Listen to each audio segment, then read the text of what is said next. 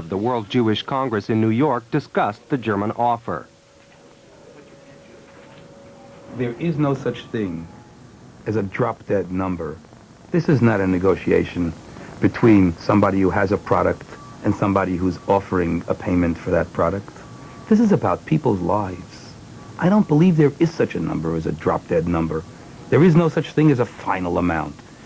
I don't know whether that amount is not sufficient. The question is for how many people? And for what kind of pain? And you're mixing all different kinds of pain, forced laborers, slave laborers, Aryanized property, dehumanization. You can't just put a figure on it and say this is what it's worth, not more. Israel Singer called John Kornblum, the U.S. ambassador to Germany, to say he's not satisfied with the stance taken by Otto Graf Lambsdorff, the man appointed by the German government to head the German side of negotiations. I think we need a settlement, and then we need to bring the people into the room to have them kosherish, if you'll excuse the expression. That's right. But frankly, you know, I believe that that's what Mr. Lambsdorff should be doing right now. Lambsdorff and Gens should be working on the points that need to be settled. I think we're very close. Singer says the offer of 6 billion marks, or $3 billion, cannot even be considered.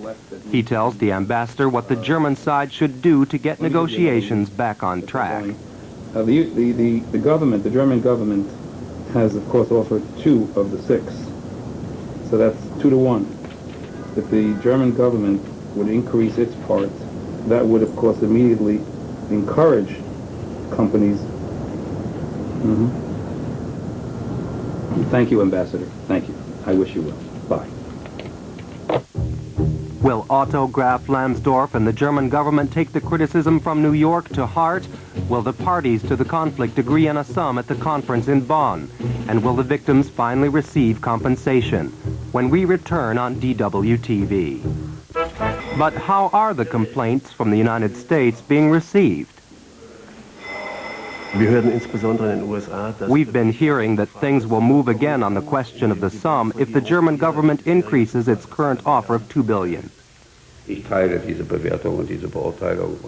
I agree with this judgment, and I also think it can be achieved. I want to stick to what I said before. $6 billion is too little, but we won't be able to reach $10 billion.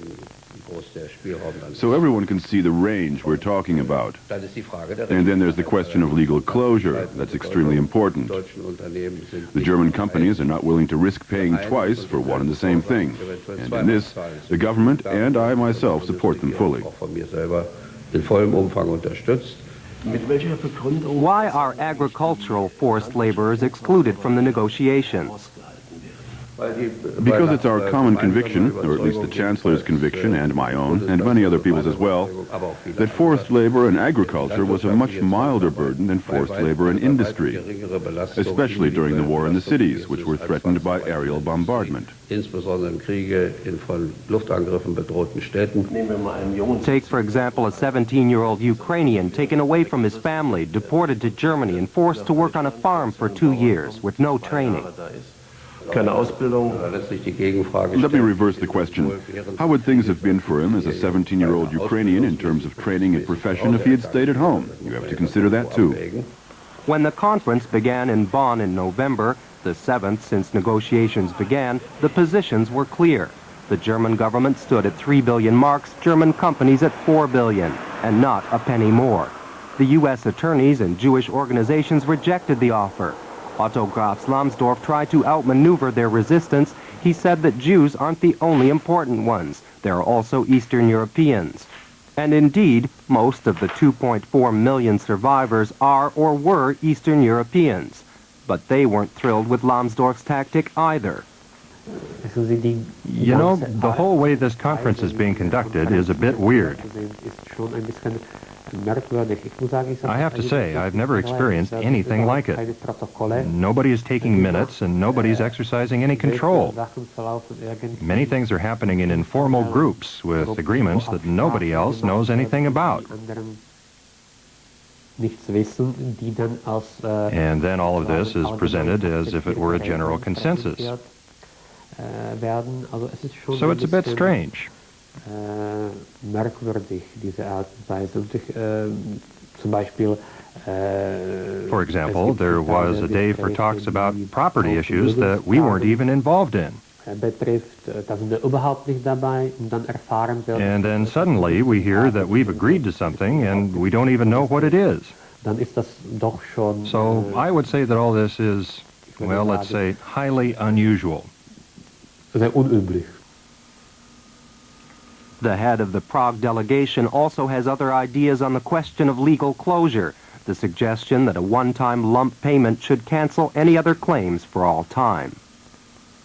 Ich meine, man kann doch nicht zu jemand kommen, sagen wir... You can't go to someone and say, we'll give you 1,000 marks, but then you have to sign away all your rights to claim damages for anything imaginable ever again. That's tantamount to extortion. Ist doch fast wie eine Erpressung. Meanwhile, Deborah Sturman has come from New York for a meeting of representatives of industry and the German government in Bonn.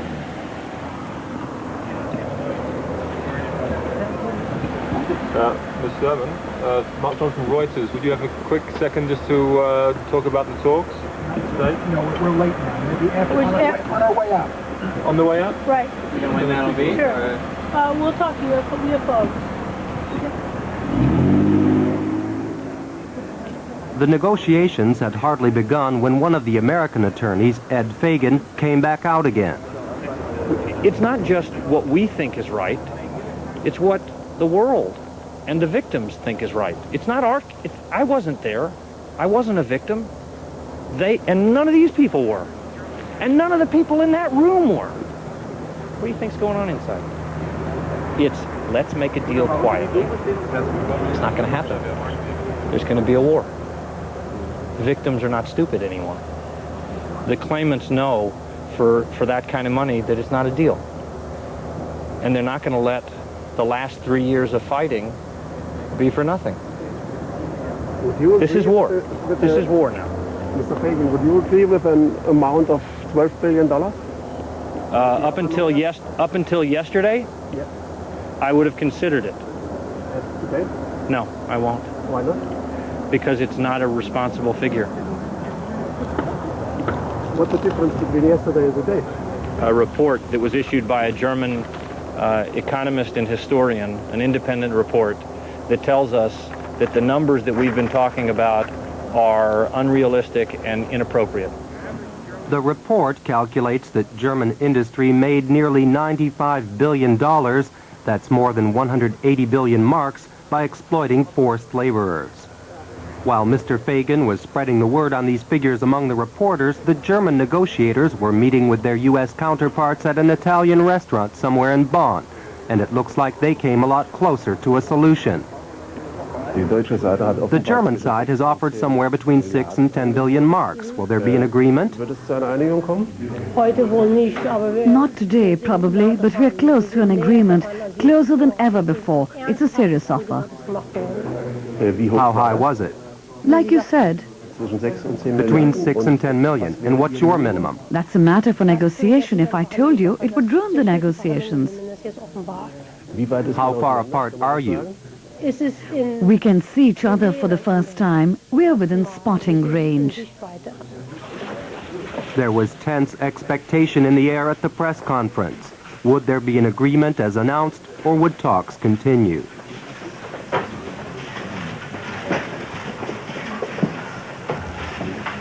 Within the 6 to 10 billion range, the German side has made an offer of 8 billion marks. Of that, the government will bear 3 billion, and 5 billion are for industry to pay.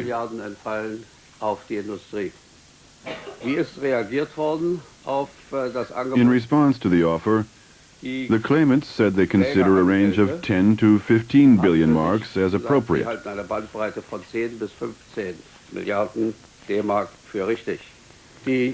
governments of the Central and Eastern European countries have declared that they also expect this amount. But I won't comment on whether this is the final word. The Jewish Claims Conference has also declined to accept the offer of 8 billion. That means the Eastern Europeans and the Jewish organizations support the demands made by the American attorneys.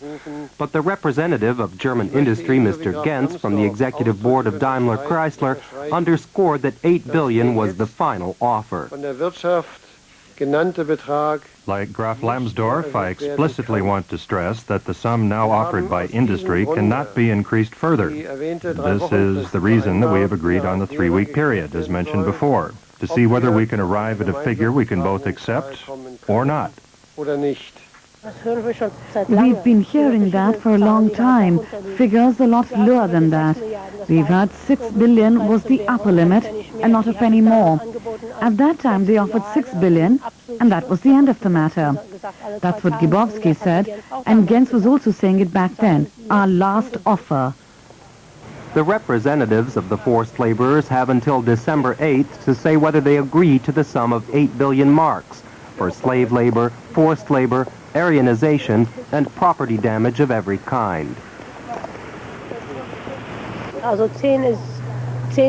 Well, 10 is not really adequate, but it's a sum we could talk about.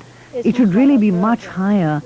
More money has to come into the pot if compensation is to be adequate or restore dignity. In this matter, we can never get justice. But these people are very old, and for a lot of reasons, we have to arrive at an agreement soon. But it has to be an agreement with dignity. It can't be a humiliating pittance. Everyone sitting at this table is interested in getting results. We must do this, and we want to do it in order to avoid damaging the German economy. This is a fully legitimate interest of German industry, and that must be taken into consideration. And, of course, we are also interested in preventing damage to relations between the United States and the Federal Republic of Germany.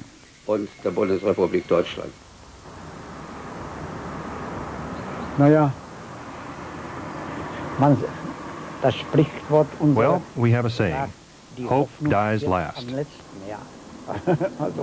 So we'll see. Hope dies last.